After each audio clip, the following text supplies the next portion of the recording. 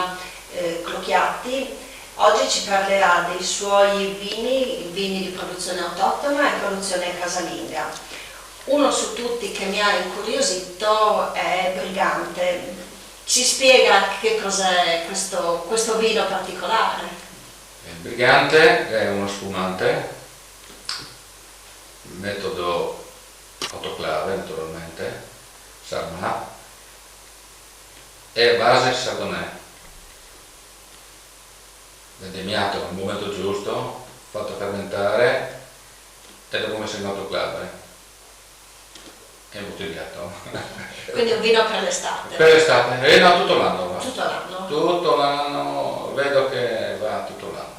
Poi però voi fate tutta una serie di produzione di vini Sì. autoctoni. Verduzzo, vendemmia tardiva, lo vendemmio a fine ottobre, primi novembre, Refosco, Nostrano, lo produco in, come si chiama, in potatura a cordone speronato e fermentazioni molto lunghe in cantina.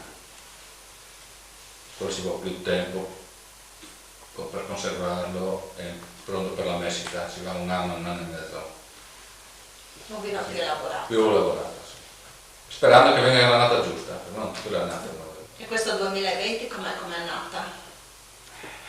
Qua siamo un po' leggermente in ritardo nelle altre annate, vedo sarà 5-6 giorni in ritardo.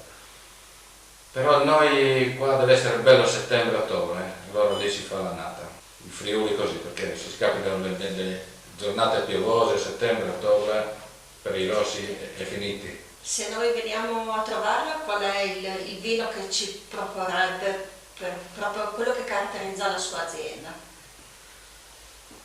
C'ho un Merlot riserva, che però sarà pronto, quello ci va 2 anni, che l'ho messo in cassette, appassito, quello li proporrei, però non è pronto fino a Natale ancora. Quindi per quello dobbiamo aspettare. Sì.